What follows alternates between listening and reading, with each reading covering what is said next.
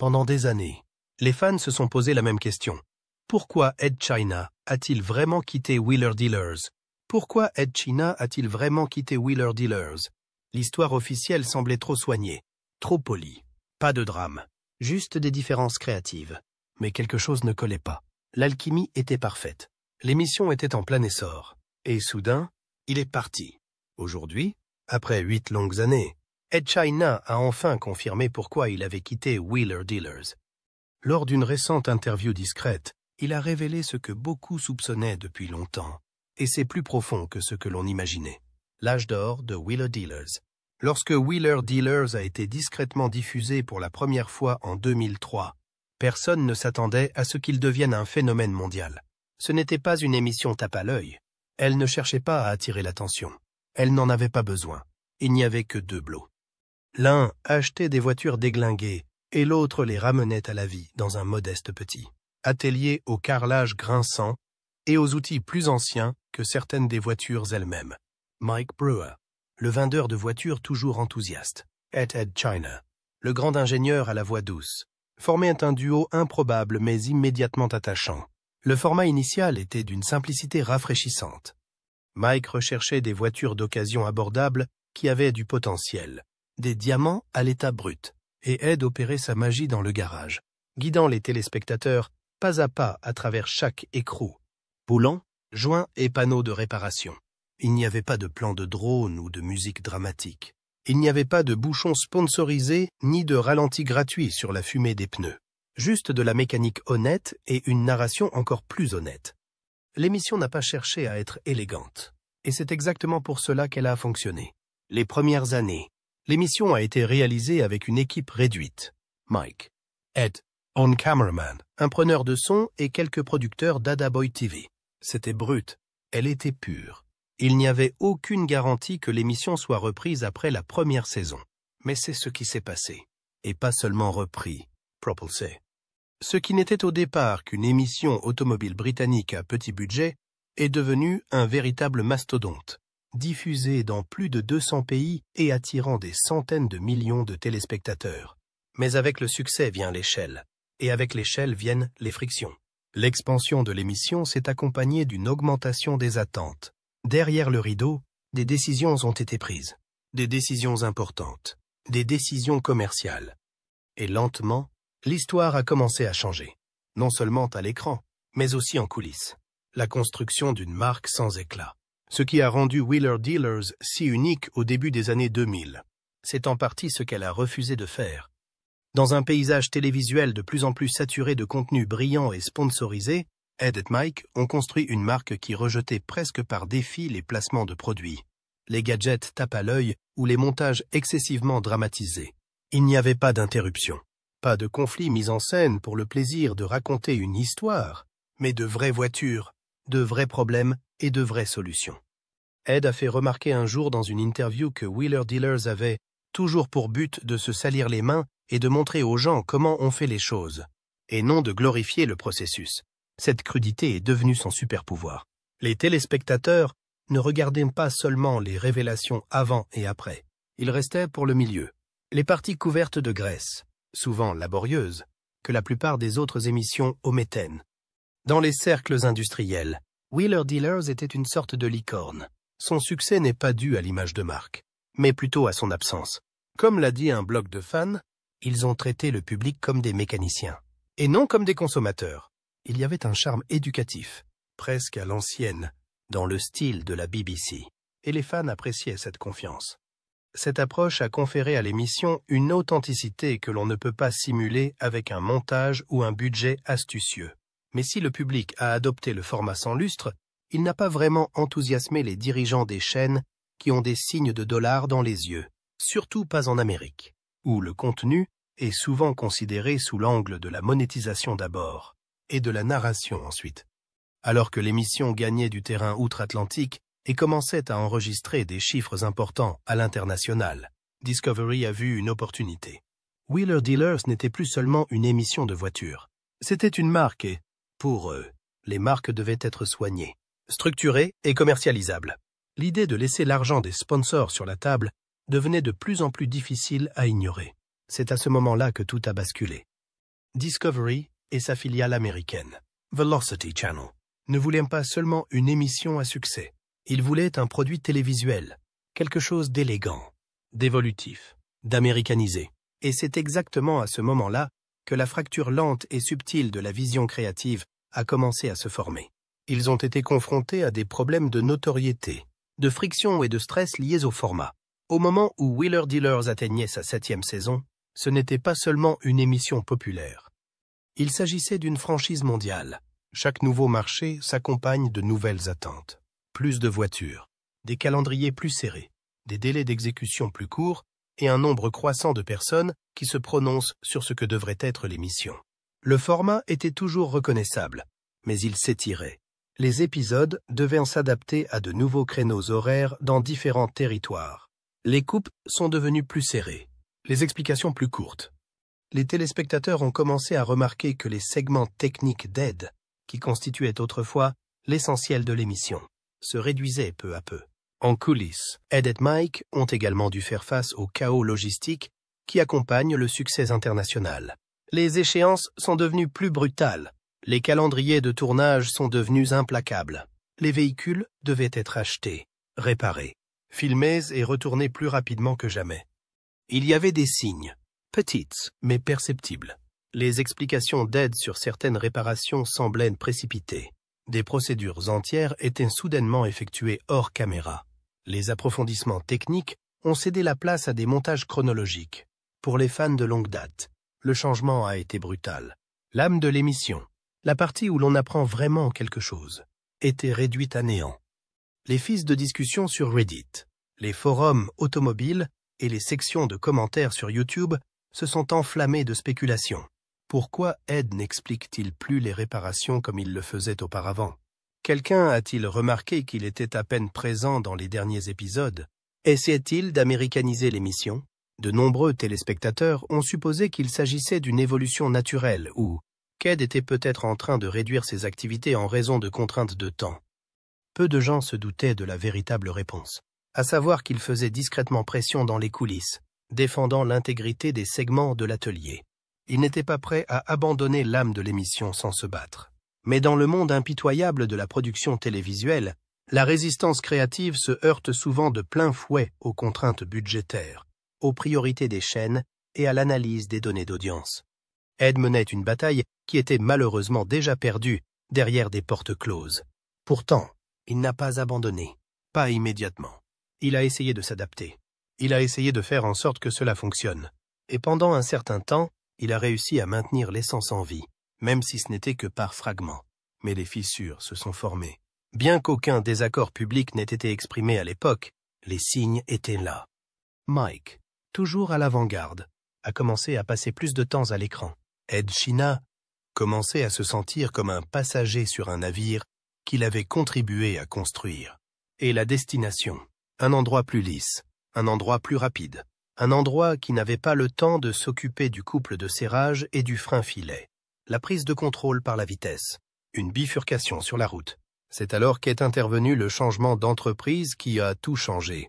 Après 12 saisons bien remplies, Discovery a pris une décision commerciale cruciale. La production de Wheeler Dealers ne sera plus assurée par Ada Boy TV, la société britannique qui a donné naissance à la série. Discovery a confié les rênes à sa filiale américaine, Velocity Channel. L'atelier britannique confortable et le style de production collaboratif ont été abandonnés. Discovery Studios, en Californie, a été chargé de moderniser le format. Pour les responsables de Discovery, il s'agissait d'une évolution logique. L'émission bénéficiait d'un élan mondial, d'une base de fans solide et d'un potentiel de monétisation évident. Mais pour l'équipe créative, et en particulier pour Ed, cela ressemblait à une prise de contrôle hostile de l'ADN de l'émission.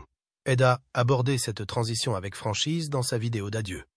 Il a révélé que Velocity trouvait le format original trop difficile à produire, en particulier la couverture détaillée et approfondie des correctifs qui avaient défini l'émission. Les nouveaux producteurs américains voulaient des épisodes plus courts, avec des séquences plus rapides et un attrait plus large. En clair, moins de temps sous le capot, plus de temps en surface. On a demandé à Ed de simplifier, de couper les coins ronds, de réduire ses segments à quelque chose de plus proche de la mécanique sonore que de véritables réparations. Il s'agissait d'une érosion lente mais définitive des fondements de l'émission. Pour lui, la transparence mécanique n'était pas une simple rubrique, c'était le cœur de l'émission. Une fois que ce point a fait l'objet d'un compromis, il a su qu'il s'agissait d'une bifurcation. Et le chemin qu'il a choisi l'a éloigné de la marque qu'il a contribué à construire. En coulisses, une bataille pour l'âme de l'émission. Bien avant que les caméras ne s'arrêtent de tourner et que les vidéos d'adieu ne soient diffusées sur Internet, une guerre silencieuse se déroulait déjà dans les coulisses des concessionnaires Wheeler. Ce n'était pas une question d'argent, ce n'était pas une question de célébrité. Il s'agissait de quelque chose de bien plus personnel. L'intégrité créative. Au cœur de cette bataille se trouvait Ed China, un homme qui ne se contentait pas de réparer des voitures. Il apprenait aux gens à penser comme des mécaniciens. Chaque réparation qu'il effectuait n'était pas un simple travail de réparation. Il s'agissait d'une mini-classe de maître en ingénierie, dispensée avec patience, précision et une surprenante dose d'esprit. Les séquences d'Ed n'étaient pas du remplissage. Elles constituaient la colonne vertébrale de l'émission. Mais au fur et à mesure que l'influence de Velocity grandissait, son appétit pour la rapidité et le raffinement augmentait également. Leur vision s'est orientée vers le divertissement avant tout, des montages tape à l'œil, des transitions rapides et une attention plus courte. À leurs yeux, une reconstruction de carburateur en 15 minutes était un poids mort. Pourquoi montrer à quelqu'un comment réparer une boîte de vitesse alors qu'il suffit de couper avant et après avec une musique entraînante et quelques one-liners? Ed voyait les choses différemment. Il pensait que les téléspectateurs méritaient de connaître le pourquoi du comment. C'était le cœur de sa philosophie. Et il savait qu'une fois ces leçons retirées, ce qui restait n'était pas les concessionnaires Wheeler. Ce n'était qu'une autre émission de démontage de voitures. Dans sa désormais célèbre vidéo d'adieu de 2017, Ed n'a pas mâché ses mots. Il a déclaré calmement mais fermement que la nouvelle structure de production voulait réduire de manière significative le contenu des segments de l'atelier et, ce faisant, l'a mise au pied du mur. Il a dit que ce n'était pas quelque chose avec lequel je me sentais particulièrement à l'aise. J'aurais pu continuer à faire l'émission, bien sûr, mais je ne l'aurais pas fait correctement. Je l'aurais bâclé. Et il n'était pas question d'improviser. Ed a clairement fait comprendre qu'on lui demandait de faire des économies, de condenser ou d'éliminer les parties du spectacle qui nécessitaient le plus de temps et d'attention. Et si cela permettait d'économiser de l'argent et de respecter des durées de diffusion plus courtes, cela se faisait au détriment de l'intégrité du spectacle et de la sienne. Il ne s'agissait plus d'un simple désaccord sur le lieu de travail, mais d'un divorce créatif. D'un côté, la chaîne à la recherche de mesures d'audience et d'évolutivité. De l'autre, un artisan qui se bat pour protéger ce qui a donné son sens à l'émission. Il aurait pu rester silencieux. Il aurait pu prendre l'argent et sourire. Mais Ed China a choisi autre chose. Il a choisi la voie difficile, la voie honnête. Et ce faisant, il s'est éloigné. Non pas de la lumière des projecteurs, mais d'une version compromise de ce qu'il a aidé à construire. La rupture officielle, le 21 mars 2017. Pas de communiqué de presse tape à l'œil, pas de déclaration de réseau. Juste une simple vidéo YouTube de moins de 10 minutes enregistrée dans le garage d'Ed China, avec ce comportement familier et facile que nous avons tous appris à connaître. Mais ne vous y trompez pas, il s'agissait d'une bombe. Dans la vidéo, Ed annonce calmement son départ des concessionnaires Wheeler. Il ne s'est pas emporté. Il n'a jeté personne sous le bus. Son ton était mesuré, d'une politesse presque déchirante, mais entre les lignes. Le poids était clair. On l'a forcé à choisir entre ses valeurs et son salaire, et il a choisi ses valeurs. Il a présenté les choses de manière classique, technique, réfléchie et sans drame inutile. Il a expliqué que les producteurs basés aux États-Unis trouvaient qu'il était trop difficile de filmer ces réparations détaillées. Il a expliqué que le contenu de l'atelier devait être considérablement réduit et que cette décision compromettait l'esprit de l'émission. Ce ne serait pas juste pour vous, a-t-il déclaré en regardant la caméra. Mais ce n'est pas ce qu'Ed a dit qui a été le plus marquant, c'est ce qu'il n'a pas dit. Il n'a pas cité de nom, il n'a pas blâmé Mike. Il n'a pas dénigré le réseau, il n'a pas parlé de trahison, même si de nombreux fans l'ont interprété ainsi. Au lieu de cela, il a présenté cela comme une décision née d'un principe, calme, digne et ferme. Cela ressemblait plus à une excuse professionnelle pour la séparation qu'à ce qui s'était réellement passé. La réaction a été immédiate et massive. La vidéo a été visionnée des millions de fois en quelques jours. Les commentaires ont afflué par milliers. Les fans avaient le cœur brisé, étaient confus et en colère. Certains avaient l'impression d'avoir perdu un ami. D'autres ont eu l'impression d'avoir été trompés par le changement de ton soudain de la série. Ce qui les a tous unis, c'est ceci. Ils croyaient en Ed. Si la vidéo a permis aux fans de tourner la page, elle a également ouvert la voie aux spéculations, aux reproches et aux réactions négatives. Les retombées et les réactions des fans. La réaction des fans a été rapide, émotionnelle et brutalement divisée. Alors que beaucoup pleuraient le départ d'Ed, d'autres voulaient être un coupable. Et malheureusement, une bonne partie de ce blâme repose sur les épaules de Mike Brewer. Pendant des années, Mike a été le leader charismatique de Wheeler Dealers. Il trouvait les contrats, parlait et maintenait l'énergie à un niveau élevé. Mais après le départ d'Ed, les fans ont commencé à s'interroger sur son rôle dans la rupture. A-t-il été complice des changements créatifs? A-t-il soutenu la nouvelle direction de la production? Aurait-il pu se battre davantage pour garder Ed à bord? Les médias sociaux sont devenus volatiles. Le fil Twitter de M. Brewer est devenu un véritable champ de bataille. Certains l'ont accusé de s'être vendu. D'autres l'ont carrément attaqué, lui envoyant des messages de haine et même des menaces. Le ton était moche et profondément personnel. Mike, surpris par l'intensité de la réaction, a publié quelques réponses publiques. Il a insisté sur le fait qu'il n'avait joué aucun rôle dans le départ forcé d'Ed. En fait, il a déclaré qu'il était dévasté par la décision d'Ed, affirmant qu'ils avaient construit quelque chose de spécial, et qu'Ed était comme un frère pour lui. Il a déclaré que le changement de format n'était pas de son fait. C'était le fait des chaînes. Ed, et c'est tout à son honneur, a tenté d'éteindre les flammes.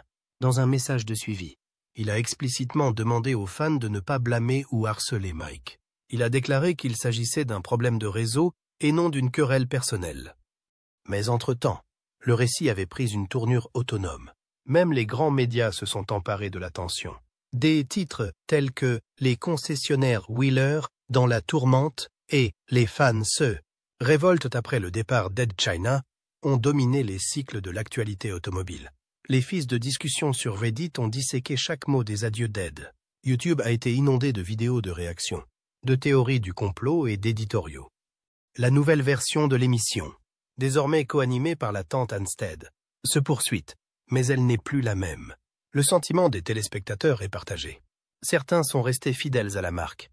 D'autres ont suivi Ed dans ce qu'il allait faire ensuite. Au milieu de tout ce chaos, il y avait une vérité silencieuse. Quelque chose d'intangible avait été perdu. Non seulement un présentateur, mais aussi la confiance qui avait rendu l'émission si populaire au départ. La rumeur d'une rupture. Ed et Mike se sont-ils brouillés? Même après que la poussière soit retombée, une question n'a jamais vraiment disparu. Ed et Mike se sont-ils brouillés en coulisses? Ed et Mike se sont-ils brouillés en coulisses? Tous deux ont maintes fois nié publiquement l'existence de cette rumeur. Dans des interviews et des messages sociaux, ils ont insisté sur le fait qu'il n'y avait pas de querelle personnelle, pas d'explosion, pas de trahison, juste une différence de vision, qui ne pouvait pas être réconciliée. Et c'est peut-être vrai, mais les fans n'ont pas pu s'empêcher de remarquer les lacunes. Depuis 2017, les deux hommes n'ont eu aucune collaboration publique, aucune réunion surprise en podcast, aucun badinage amical sur Instagram, aucun panneau de salon automobile côte à côte. Dans une industrie où même les ex-collaborateurs amers se réunissent occasionnellement pour les relations publiques ou la nostalgie, leur silence total ensemble a été ostensible. Les gens n'ont pas tort de se poser des questions. Après tout, il ne s'agissait pas d'une simple relation de travail. C'était un partenariat télévisuel qui a duré 13 ans.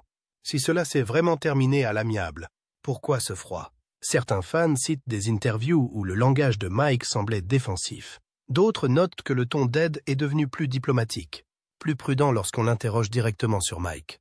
Ce n'est pas ce qui est dit, c'est ce qui n'est pas dit. Les longues pauses, la formulation prudente, les mots respectueux mais distants. Tout cela suffit à vous faire réfléchir. Peut-être qu'il n'y a pas eu de rupture dramatique, mais peut-être qu'il y a eu une distance émotionnelle et créative croissante, le genre qui n'explose pas dans les disputes, mais qui mijote dans le silence. Quoi qu'il en soit, l'absence de réconciliation est devenue partie intégrante de l'histoire, un chapitre ouvert qui a laissé les fans dans l'expectative. Et c'est ce qui a rendu la suite, 8 ans plus tard, si puissante. Car enfin, après toutes les spéculations, Ed China a parlé. Et cette fois, il ne s'est pas contenté de s'en aller tranquillement. La confirmation. Ed parle enfin après 8 ans. Il aura fallu 8 ans de silence, de spéculation et de théories de fans pour qu'Ed China s'ouvre enfin sur la véritable raison de son départ de la série. Non pas dans un exposé dramatique ou une dénonciation cinglante, mais de la manière la plus simple possible, calmement, précisément et sans aucune théâtralité. Lors d'une récente apparition dans un podcast, Ed a réfléchi à l'arche de Wheeler Dealers et, pour la première fois, a clairement confirmé pourquoi il l'avait quitté. Il n'y avait pas de langage codé ou de subtilité d'entreprise, juste un homme qui disait enfin sa vérité. Il a parlé de ce que signifiait construire quelque chose à partir de rien.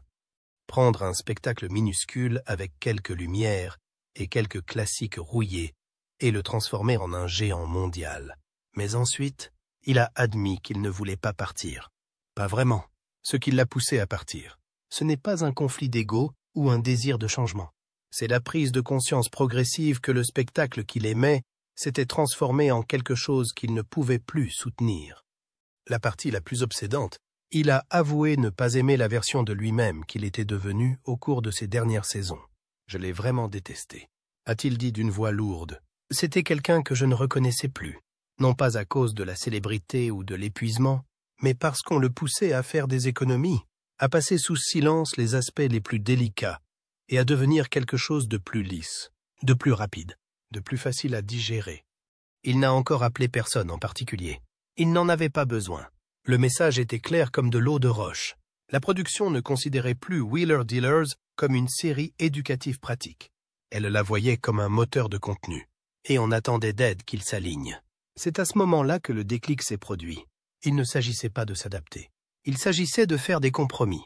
Et pour Ed China, c'était la ligne dans le sable. Le clip du podcast s'est enflammé en ligne.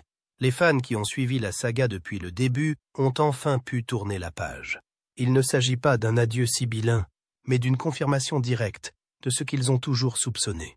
Il n'a jamais été question de simple divergence créative. C'était une question de principe et de caractère. Les débats ont repris de plus belle.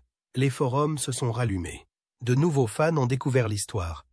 Les anciens fans se sentent enfin justifiés. Car après tout ce temps, Ed China l'avait enfin dit. Il n'est pas parti parce qu'il le voulait. Il s'en est allé parce qu'il le fallait. Réinvention. Ce qu'Ed a fait ensuite. Le départ de Wheeler Dealers aurait pu marquer la fin de la carrière d'Ed China à l'écran. Pour beaucoup, cela aurait pu être le cas. Après tout, comment faire suite à un héritage aussi massif? Mais Ed n'a pas faibli. Il a changé de vitesse. Peu après son départ, il a lancé sa propre série sur YouTube. Workshop Diaries. Fini les lumières de la production. Les contraintes de temps et les montages trop soignés. Ce qui est resté, c'est le cœur de ce qu'il aimait. La mécanique pure. L'émission était lente, méthodique et profondément technique.